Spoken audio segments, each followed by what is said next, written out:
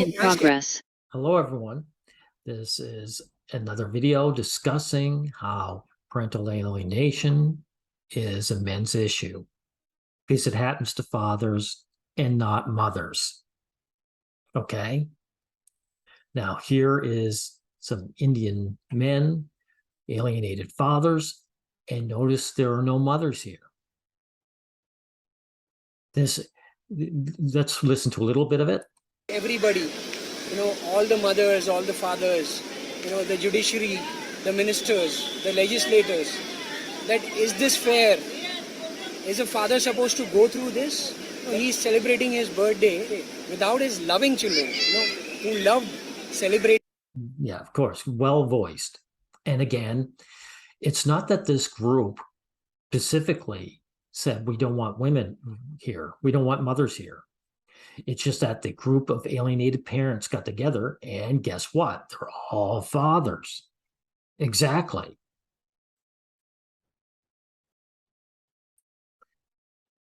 How do I know this? Because here are a group of women protesting against tampon tax. Okay? So if this many women are going to show up for something as trivial as that, how many more women would there be out here on the streets if mothers were actually being alienated? Are you guys going to try and convince me that women will protest this, but the mothers are not going to get together to protest for their rights? Of course not.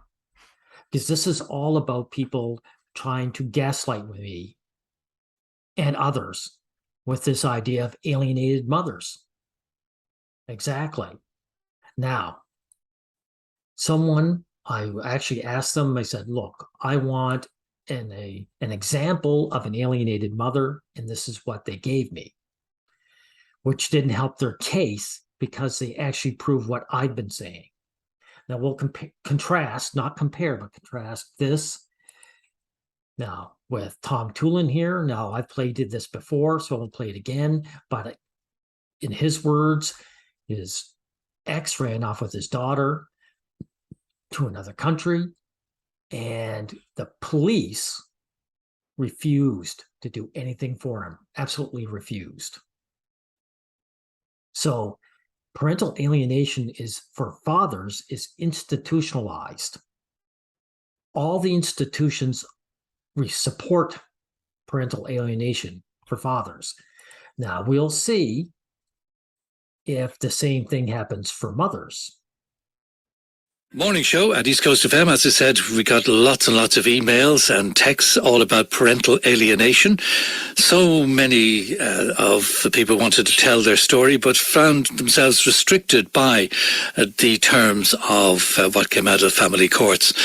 Now, my next guest is one of hundreds of parents who got in contact, but due to the courts, as I said, we can't reveal names or personal information that could identify her. So. Well, the thing is, the trouble with this, it also means we don't get any details, so we can't judge for ourselves too, right? This parent is on the line to share her experiences. Good morning to you. Good morning. Good morning. Good morning, Declan. Good morning. Thank you for joining us. So the marriage that you had is now over. Can you tell us a little bit about your marriage? Well, my relationship was pretty abusive. But my children were never directly exposed to the abuse or the violence. And okay, this is modus operandi. The woman accuses of abuse. She's living in an abusive relationship, right? No details of how it was abusive. In the meantime, it's not affecting her children, right? So she can't claim that. Until around 3 years ago. We had a series of incidents where my children were present, and it was the first time after 15 years when I decided to call for help, and I called the guards, and this is how actually the process of alienation started for me. And it was, of course, at the time I did not understand what was happening. It didn't happen over the night. It was a slow process, but after a year, I lost my two eldest sons for good. I haven't seen them for nearly 2 years now. If she lost her children, she did something wrong.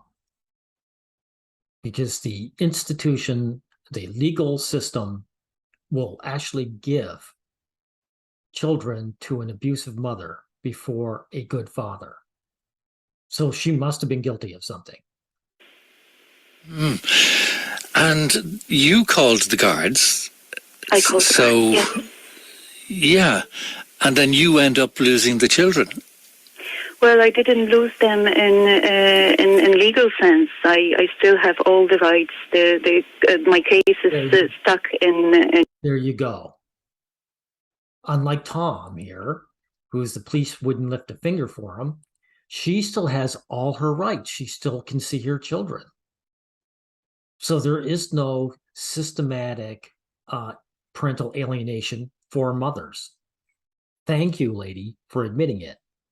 In court and in the system, but I lost them in the emotional way because they were exposed to so many alienating behaviors. They were told lies. They were being brainwashed, manipulated into believing those lies. They were told that for example, that I orchestrated the incident that made me call for the guards.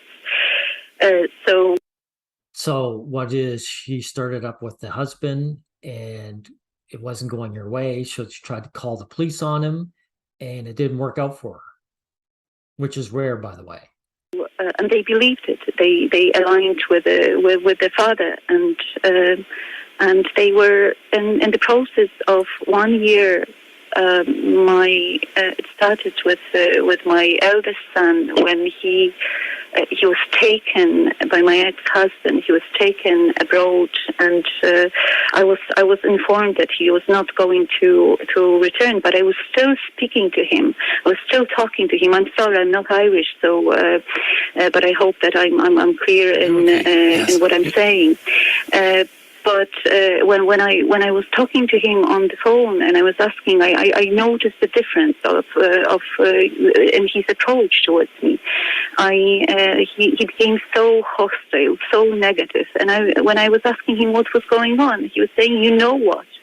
And when he eventually got back home, Oh, really? So he eventually did get back home. Okay. Unlike Tom's daughter, who's still gone. Island, he was completely. I couldn't recognize my child. I couldn't believe what happened to him. He was so turned against me. He was that, you know. Now I know that. I understand that he was simply taught how to hate me, and unfortunately he started abusing me. And because he was only a teenager at the time. Okay, now the cat's really out of the bag. He's too old to brainwash. Oh, when I say this, it really ires people and gets them all worked up. Say, yes, you can. Sorry. Sons love their mothers. The mothers have to be abusive before they abandon her. He's too old for that. Look, it may be, 8 years old is the beginning of understanding. You know, if the child is 6, you might be able to do it, or you will be able to do it. If they're 9, it becomes difficult. If they're 12, forget it. They've had too much experience with mom and dad and know who they are. Now, this is a teenage boy, so the youngest he can be is 13. He's way too old for that. He returned so she can give her side of the story. She can give her rebuttal, right? And he's old enough to tell who's telling the truth. He had no control over what he was doing, and he was encouraged by his father. he was being protected. He was being protected. His behavior, his negative behavior, was being praised by my ex-husband, and it was all going on in front of the other kids. And unfortunately, after a couple of months of a living nightmare and torture, my second oldest son joined my eldest son in behaving in those abusive behaviors. After next couple of months, I was. She can actually describe what the abusive behaviors were if she wanted to, but she doesn't. They need to keep it obscure to keep their victimhood narrative going. Just forced to leave the house. So I left for the refuge, and I took the younger boys with me. I had. Really? So how can you be an alienated parent when you can take your children with you? She was allowed to take the younger boys with her. So this ex of hers isn't very good at alienating her as a parent, is he? When men get alienated, they get booted out of the family unit.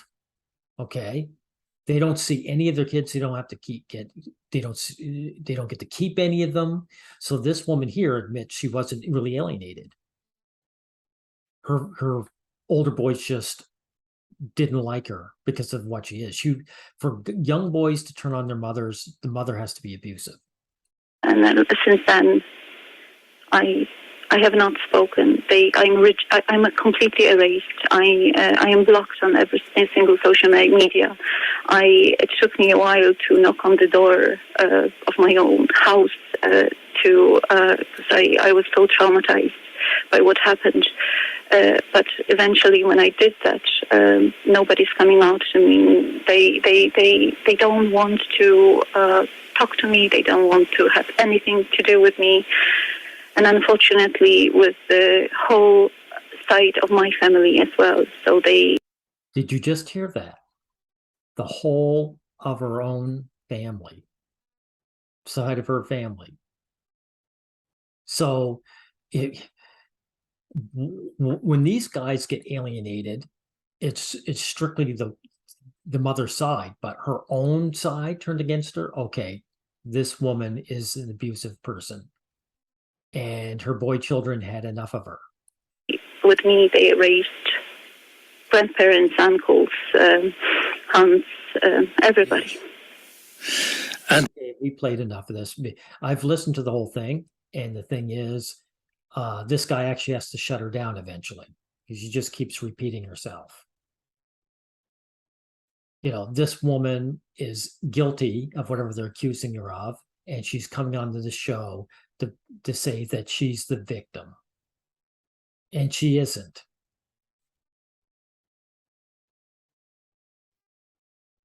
Here are the real alienated parents, the fathers, the men. The men get alienated. They're the ones who get kicked completely out of the family unit, and they're forced to be child support.